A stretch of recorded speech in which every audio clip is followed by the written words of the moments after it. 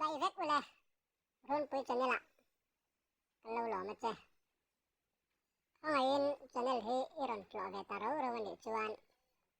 isi ke dere po hek don lawa like le subscribe button khanen click sak ke ula kalom viawang kan thupuya kalango chỉ bây ule tuần trùng chú in khelen chung chang bok khakaron soi le anga link ki description ka da hian ka click thei lo ti in om le tlat thina hi achan ka helawa a thenian ka click theia tia lom thu te pan ron soi le tho box sia nangmani browser lampang nge nianga ka chiang lawa ka khathiam che lo khalai kha keima lama po dik vek thowa a thenian ka click thei ken thei pha ten ron ti tho sia ka khathiam che lo nangmani kha lama kha nge description ka da piala ma hian tun tum chu pin post a hian link hi karon da anga tun tum karon da turi chu i kartop in khel en na chep nil bik lovin premier li krim shrim en na ani dona atang kai reng don tina ni chu ka soi le ang whatsapp group ate po link hin post mai all sam antia group a link hian youtube a lu bai ngai lo panan post thina maro chu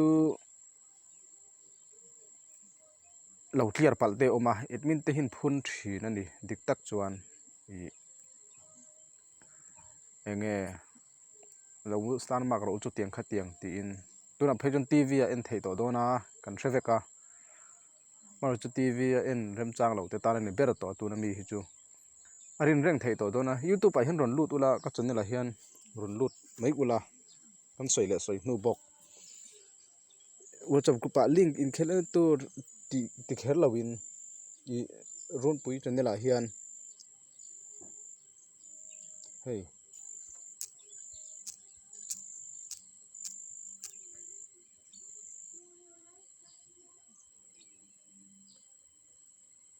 ti hian ka channel hin ron lut anga ti hian in lut anga helai like nania achung chia hin click nga hey description lu dan chu ta hian link karon da liang live in khel en theina big o ka soi le soi nu bok tv a en thei to dona anning thina a phone atang en du te kan om thina khawang khan phone atang en du te ta ni deuh ber a i zan indar som pahnih le chan ve arsenal le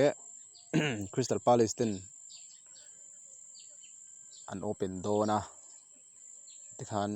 kartop nak tu ka te tuk le te om chho le zut to dona in khel hi kartop a piang in turmi cho rin reng thei to don tina ni ber chu link hi ron siam thar zel ngai to lovin kar le atan po tikhan arin zel thei dona next week atan po arin zel thei to don tina nia chuang chuanin i to whatsapp group of deal du lovin himi channel han ron lut topin in khel om don huna chuanin arin reng thei to don tina ni ber chu khongain chakat ka channel hi min han subscribe ve ula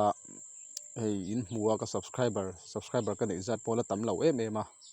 khongai min pui ula min han subscribe le ram turin khongai na sang ber karon ngin tak meu ani i